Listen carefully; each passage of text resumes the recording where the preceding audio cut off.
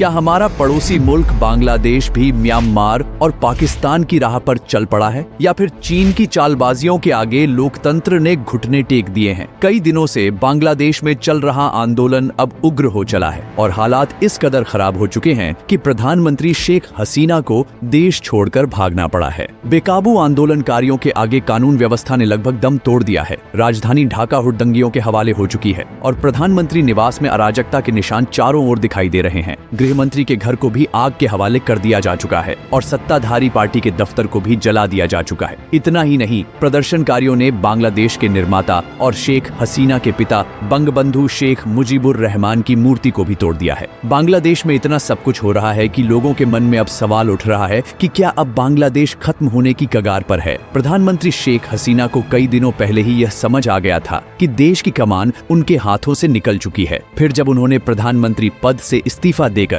विदाई के समय जब वो अपना आखिरी भाषण दे ही रही थीं कि तब अचानक से आंदोलनकारी वहां पहुंच गए और हसीना को जान बचाकर भागना पड़ा। अब वहां की सेना ही अंतरिम सरकार बनाएगी। दोस्तों, बांग्लादेश पिछले 1 महीने से हिंसा की आग में धधक रहा है। शेख हसीना के इस्तीफे की मांग को लेकर प्रदर्शनकारियों और पुलिस के बीच हिंसक झड़पें भी हुईं और हाईवे और सरकारी संपत्तियों को नुकसान पहुंचाने वाले छात्रों पर पुलिस गोली मारने के साथ में आंसू गैस के गोले छोड़ रही है, जिसमें अब तक 300 से ज्यादा की जान चली गई और हजारों घायल हुए। हालात इतने खराब हो चुके हैं कि पूरे देश में अनिश्चित काल के लिए कर्फ्यू लगा दिया गया है। बाजार, बैंक और कंपनियां बंद कर दी गयी। स्कूलों और कॉलेजों की छुट्टी कर दी गई। प्रदर्शन को दबाने के लिए देश में इंटरनेट सेवा पर भी बैन लगा दिया गया। वहीं हिंसा भड़कने के बाद हसीना ने कहा, जो लोग हिंसा कर रहे हैं वे छात्र नहीं बल्कि आतंकवादी हैं, जो कि देश को अस्थिर करना चाहते हैं। मैं देशवासियों से अपील करती हूं कि वे इन आतंकियों को रोकने के लिए एकजुट हो जाएं। इस बात से गुस्साए प्रदर्शनकारियों ने शेख हसीना की पार्टी के 6 कार्यकर्ताओं को मॉब लिंचिंग कर मार डाला। आपको बताते हैं कि ये प्रदर्शन शुरू कैसे हुआ। बांग्लादेश में सरकार ने साल 2018 में अलग अलग समुदाय को मिलने वाला 56%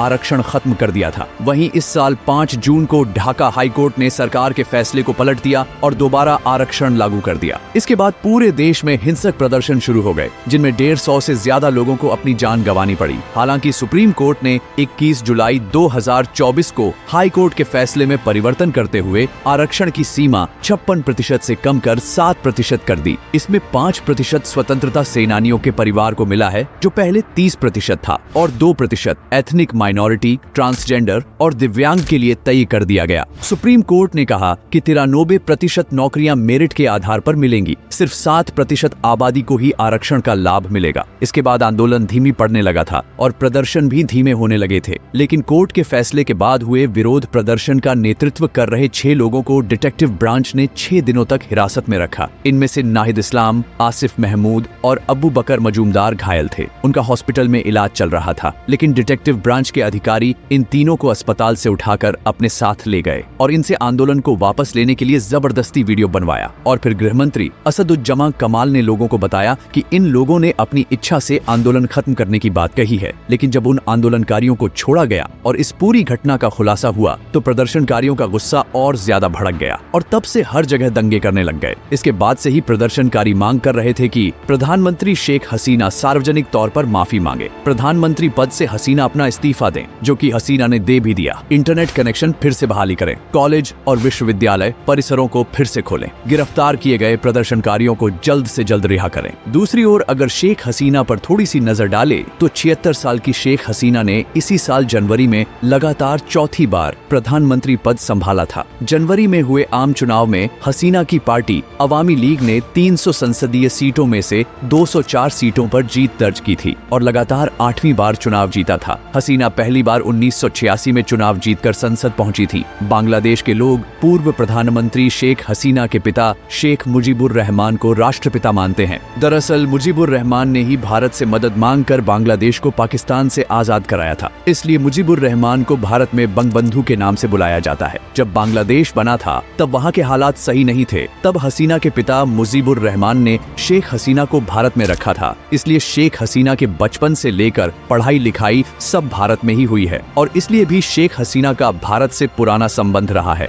बांग्लादेश से जान बचाकर भागने के बाद हसीना ने सबसे पहले भारत की ओर ही रुख किया। 28 सितंबर 1947 ढाका में जन्मी शेख हसीना अपने घर की सबसे बड़ी बेटी हैं। जब वो दिल्ली से ढाका लौटी थी तो उन्होंने छात्र नेता के तौर पर राजनीति में कदम रखा था और फिर लोगों से सराहना मिली तो हसीना ने पिता की अवामी लीग के स्टूडेंट विंग को संभाला। फिर हसीना ने 1968 में भौतिक विज्ञानी M.A. वाजेद मियां से शादी कर ली। दोनों का एक बेटा सजीब वाजेद और बेटी साइमा वाजेद हैं। लेकिन साल 1975 में हसीना को पार्टी की कमान संभाले कुछ ही दिन हुए थे कि सेना ने बगावत कर हसीना के परिवार के खिलाफ मोर्चा खोल दिया और फिर उस दिन शेख हसीना ने अपने पिता, अपनी मां और भाई समेत परिवार के 17 लोगों को खो दिया। लेकिन हसीना और उनके पति वाजिद मियां और छोटी बहन रेहाना विदेश में होने की वजह से बच गई। पिता और परिवार के सदस्यों की हत्या के वक्त हसीना जर्मनी में थी। भारत के पूर्व प्रधानमंत्री इंदिरा गांधी से हसीना के अच्छे रिश्ते थे, इसीलिए इंदिरा गांधी ने हसीना को भारत बुलाया और फिर वो कुछ सालों तक दिल्ली में ही रही और फिर 1981 में अपने वतन बांग्लादेश लौट गई। वहां हसीना ने वापस अपनी पार्टी का कार्यभार संभाला। अपने कार्यकाल में हसीना ने पार्टी में कई बदलाव किए।